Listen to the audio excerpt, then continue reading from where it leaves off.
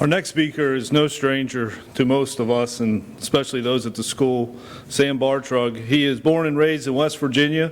He has an associate's degree and a bachelor's degree from Ohio Valley. He is married to Martha, and they've been married, I think, recently over 50 years, so we congratulate them. He's a retired located preacher of 45 years, and he's preached in West Virginia, Ohio, and Virginia. Although he may be retired from local work, I see every spring and fall he has a meeting somewhere, and he's on lots of gospel meetings and has lots of lectureships. He's currently the interim minister at the Norville Park Church of Christ at Zanesville, Ohio. He lives near McConnellsville, Ohio, and it says that he enjoys squirrel hunting and getting on a tractor. So, who wouldn't, he said. All right, he's going to bring us a lesson from Psalm 18. Thanks, Steve.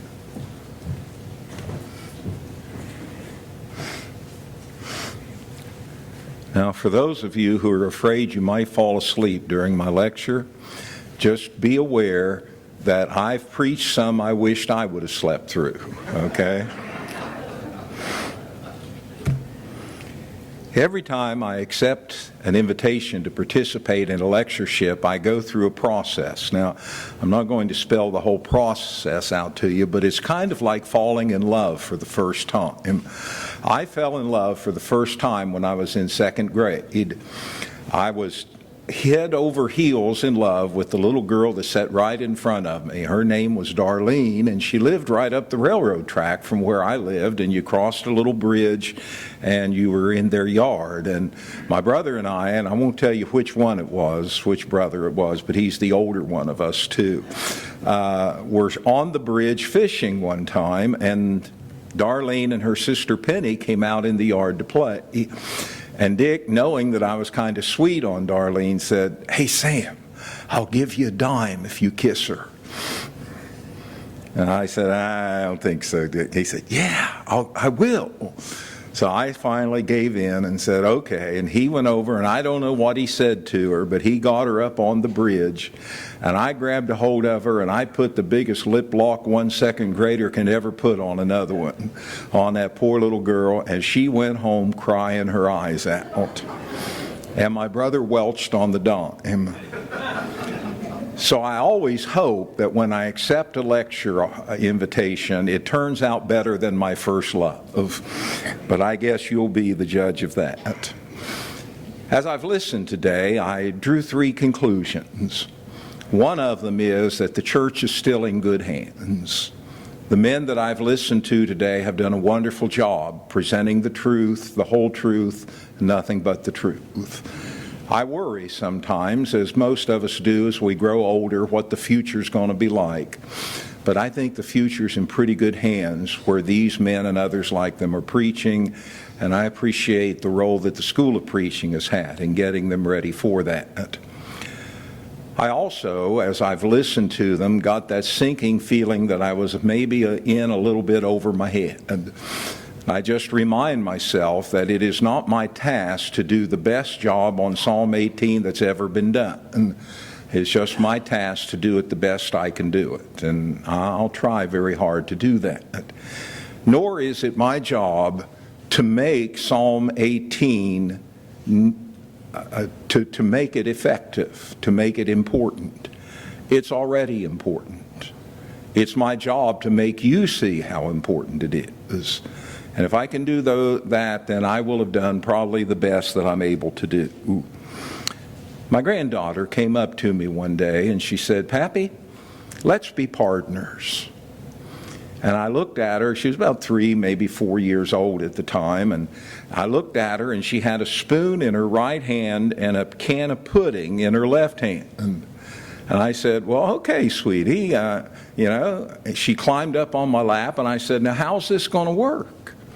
And she says, "You spoon and I'll eat." That's kind of what a lectureship is.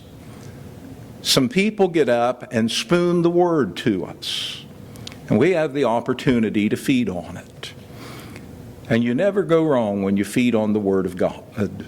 especially when it's taught and preached as clearly and as effectively as it has here today. But my responsibility is to talk to you for a while from Psalm 18. The opening words of that psalm go, "I will love you, O Lord, my strength. The Lord is my rock and my fortress and my deliverer, my God, my strength, in whom I will trust, my shield and the horn of my salvation, my stronghold." With those few words at the very beginning of this 50-verse psalm, David takes us on a roller coaster ride through his emotions as he comes to grips with a time of darkness in his life. And he walks us through how he was able to endure the sorrows that he experienced in those times of darkness because of his relationship with God. The beauty of Hebrew poetry is often lost on folks like you and me because to us poetry means matching words that sound alike. I grew up loving, for instance, Robert Frost, and I still every once in a while, the first time I see the first snow of winter, will say, "Whose woods these are, I think I know. His house is in the village, though. You will not see me stopping here to watch his woods fill up with snow." That's beautiful poetry. But it's English poetry. English poets rhyme words. Hebrew poets didn't rhyme words. They rhymed ideas. They wrote something they wanted to convey or teach in such a way as to incorporate the ideas into their form of poetry. And by matching ideas and concepts rather than rhyming words, David is able to walk us through one of the darkest periods of his life as though the drama was unfolding right before his very eyes as he composed the psalm. It must have been a significant psalm to David because it's actually included one other place in the Old Testament, almost word for word. Not only do we have Psalm 18, but in 2 Samuel chapter 22, you have a repetition of Psalm 18 almost identical from beginning to end. To David, it was important for us to see God in the darkest of times. It was important for him to convey to others that he would lead, that it was God who got him through those times. It was God who helped him deal with things that were bigger and more powerful than himself. And those who feel that the Bible is hopelessly outdated, those who look at Scripture as being irrelevant, need to wallow for a while in the depths of the 18th Psalm, where they'll see unfold before their very eyes the true-to-life pressure that David faced. Why is that so relevant? Because they are going to have to go through darker times as well. And they need to know that the Bible is there to show them how to do it. We do not have to be ashamed or embarrassed to quote Scripture to modern day problems, because there's no better cure for modern day problems than the Old Jerusalem gospel, than the word that's been around for thousands of years. And from these dark days that David went through and the sorrows he endured will come a masterpiece of trusting faith in the midst of unjust treatment. We sang just a couple of moments ago, "I will call upon the Lord, who is worthy to be saved. So shall I be saved from my enemies. The Lord liveth, and blessed be the rock, and let the God of my salvation be exalted." You probably already know it, but if you don't, you can find the words to that little song, that favorite camp song, in verse 3 and in verse 46 of the 18th Psalm. In the midst of the darkest times of his life, when he is the object of King Saul's maniacal manhunt, David puts together words that we still sing today. to convey how much we love our God and how deeply we trust in our God and how much we want Him to know we appreciate what He does for us. David was struggling. The plight that he was facing was a heavy one. According to verses 1 through 3, he was facing a circumstance so much greater than he was that he needed a rock. He needed a fortress. He needed a deliverer. He needed a shield. One who could, by being those things to him and for him, help him defeat an enemy greater than he could ever hope to defeat on his own. Verses 4 through 6 remind us that he was facing the pangs of death, that he was being forced to try to ford the floods of ungodliness, that he was striving to bear the sorrows of Sheol and even death itself. Or as he succinctly put it, I was in distress. These times of darkness were about to overwhelm him. Surely this is an angry fist time. Surely this is if God is real, He wouldn't let me go through this time. Surely this is is it really worth it time? No, not to David. It wasn't an angry fist time to David. It was a time, he reminds us in verse 6, to cry out to the Lord.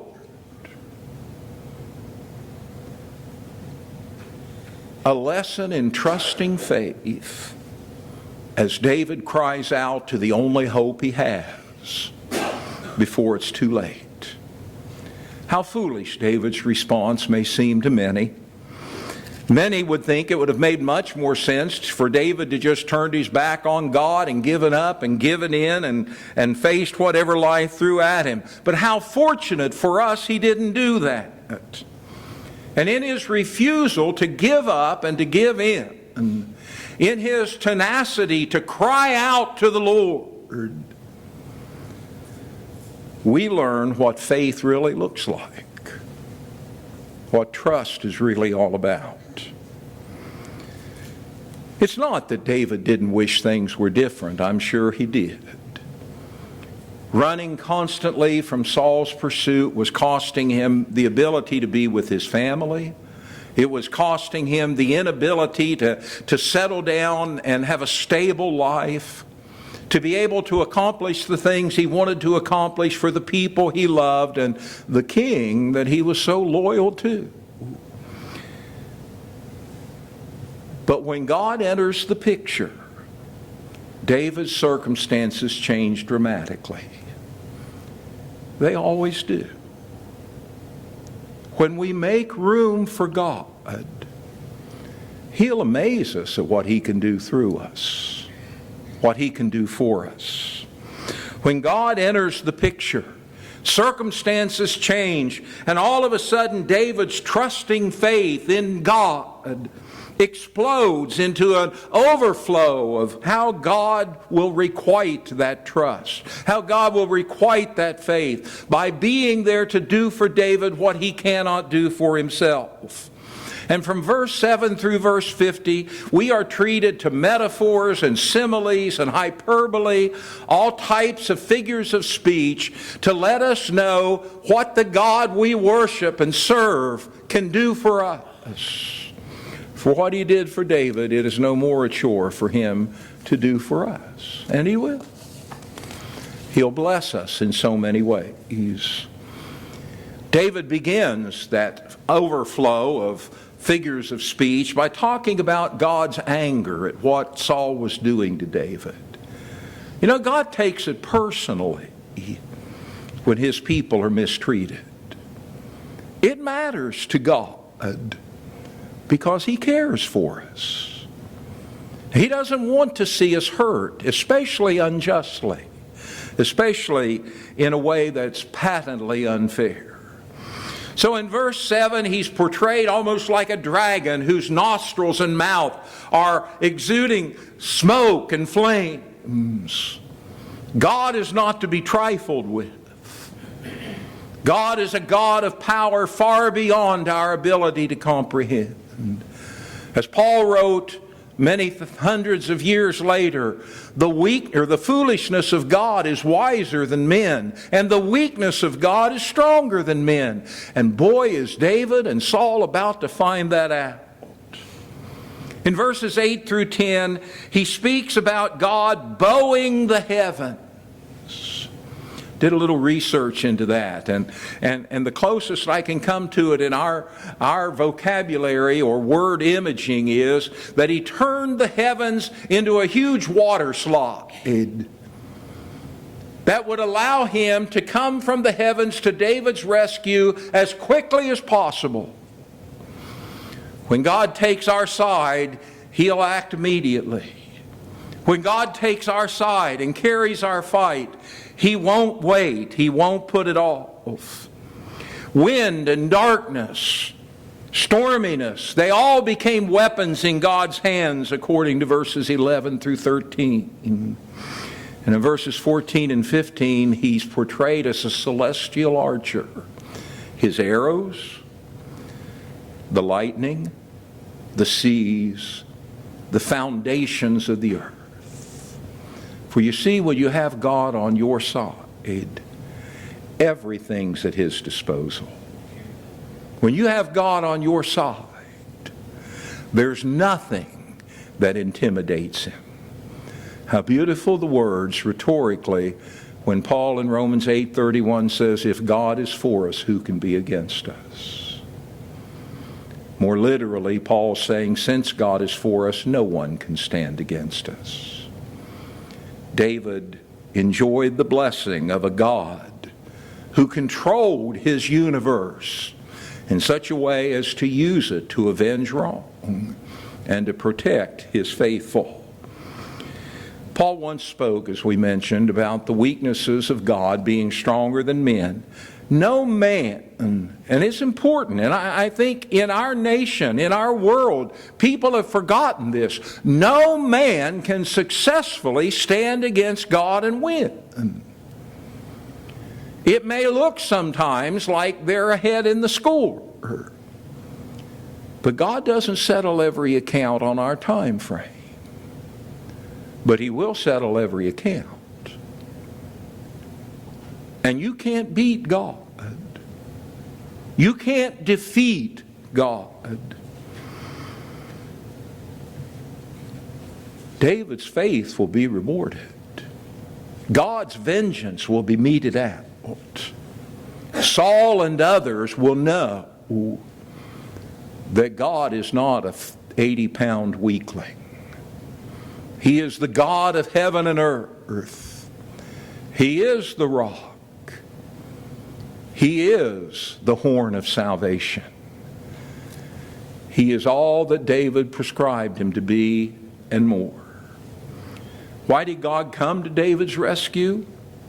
Well, according to verses 20 through 24, David reflects a little bit on his life and what he's tried to be. And he says, in essence, God was willing to help me because I've been righteous. He was willing to help me because, he says, I've kept my hands clean. I've kept God's ways. I never departed from Him. I humbly accepted His will for my life. I kept my distance from sin. Now, David, as we've heard said earlier today, wasn't a perfect man. That shouldn't shock us. We're not perfect men and women. But imperfection does not necessarily equate to unfaithfulness. It's just a reminder to you and to me that there are some things we can't do for ourselves. We have to rely upon God to do them. David isn't bragging about himself. He's not like that Pharisee in Jesus' parable saying, look at me, how thankful God ought to be to have me. He's just basically telling us the kind of things God looks for in those who are to be people of faith. And he says, because he saw them in me, he's come to rescue me. He hasn't left me alone in a hopeless situation. David wasn't a perfect man. He was a good man. And he was a faithful man. And he most resembled God, according to verses 25 through 27, when he acted mercifully, when he tried to live blamelessly, when he exhibited a pure heart. And they're not so much pure in the sense of morally pure, but in sense of single devotion or single dedication. He belonged to God, period. He looked most like God when he was humble. He looked like God when he did God-like things. Folks, there are days when I look a lot like the Lord. Now, I don't know what the Lord looked like physically, but I know what he was like spiritually. I can read and study and learn that. You know, there are days I look a lot like him. But there are also days when I don't look much like him at all. You ever feel that way yourselves? There are some days we get it right. And then there are some days we fail. How thankful we ought to be that God will accept faithfulness, which each of us can offer, in lieu of perfection, which none of us can offer him. David isn't bragging. He's just saying, folks, here's why God cares for me. Here's why God is willing to do what he's willing to do for me. Times of darkness tend to reveal who we really are. David, in times of trial and darkness, tended to shine brightly because of the godlike traits in his life. In fact, to be honest with you, David seems throughout his life to have handled trouble and distress better than he did prosperity. I wonder if sometimes that's not true of many of us as well. That sometimes we would be better off with a little less and a closer relationship with God. He says in the next several verses, verses 28 through 34, that God can and will enable his people in times of trouble and darkness to do things that would normally be beyond them. For instance, he says, God's going to help me take on a troop by myself. It's almost like he's saying, if God will let me, I can whip the whole nation of Philistia. Now, he couldn't. But if God wanted him to, he could. He just was saying, God can help me do things I can't do for myself. He says, with God's help, I could leap over a city wall. With God's help, I would have the agility of a deer. For you see, God is perfect, verse 30 reminds us. His word has been tested and proven. And he serves as our shield to protect us and to guard us as we go about doing the things he wants us to do. And folks, the defeat of evil is inevitable. Dropping down to verses 40 through 42, we are reminded again that God always wins. He always does. Those who set themselves against him always lose, and they always will. They're little more, David says, than dirt in the street.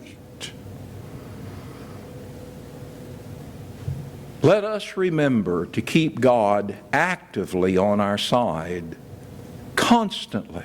Not just in times of darkness, but constantly. David mentions here the fact that even some of his enemies called on God to deliver them, but God wouldn't answer them. Why? God won't be a default setting. God doesn't want us to go through life seeing how many things we can do all by ourselves, and if we can't handle it all, then maybe pay attention to God. God's not an ornament on a tree. He's not a decoration in a house. He's not a pendant at the end of a necklace. He's God. And He should be treated as God, with all of the respect that Mark talked about in his lecture. When you try to ignore God till you need Him, David says He won't hear you. When the dark days passed, God was going to help David develop the traits that would make him a good leader.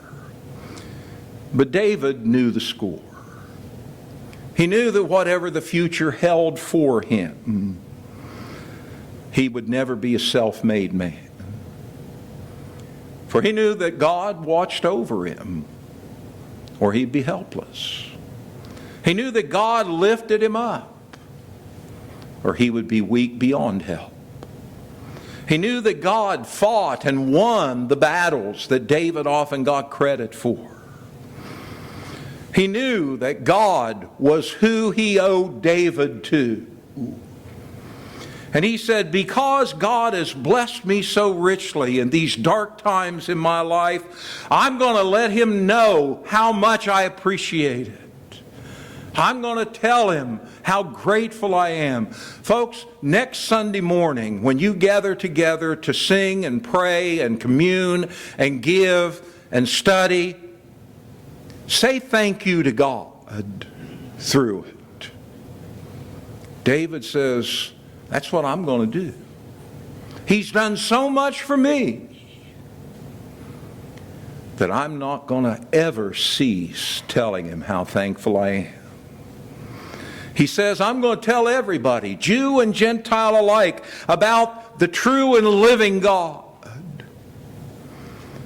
And because He's done so much for me, I'm going to use my talent for music, he said, to compose songs that will sing His praise. How true those words ring when we think that thousands of years later, we are still praising God through songs David wrote. And that songs David wrote because of all that God did for him. For all that David had done, all that he was doing, and all that he would ever do was God's doing, not David's.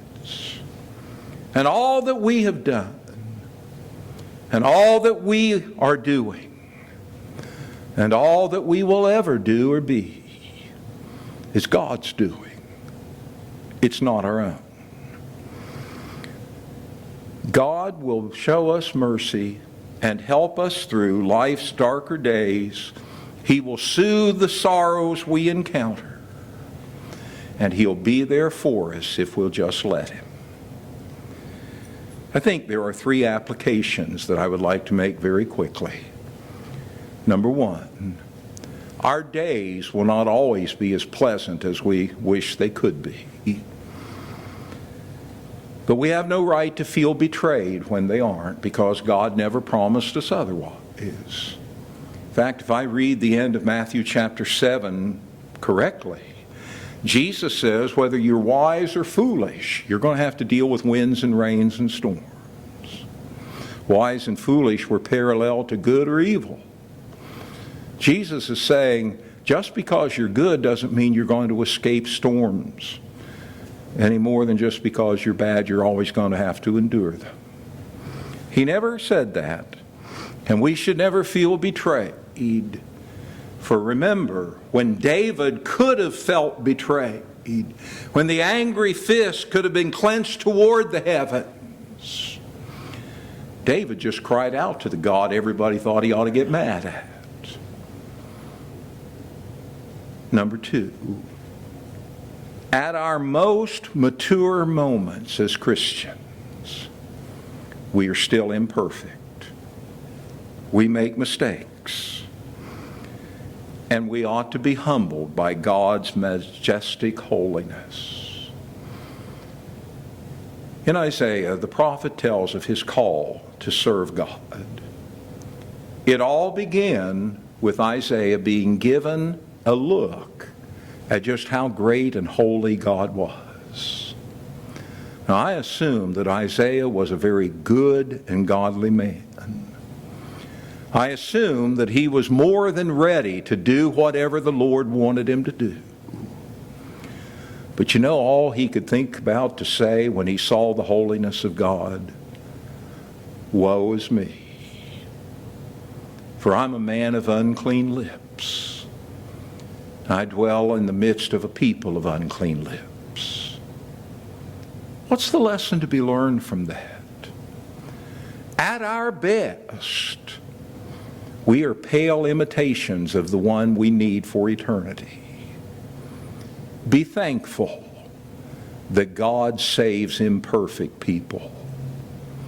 Because if he didn't, none of us would ever see him and be with him forever.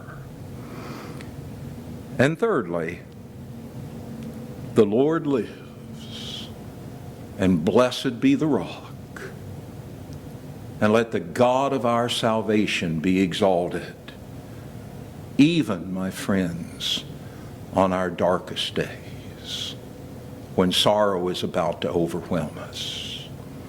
For that's when God can do his best work. Thanks for listening. May God bless the remaining part of the lectures.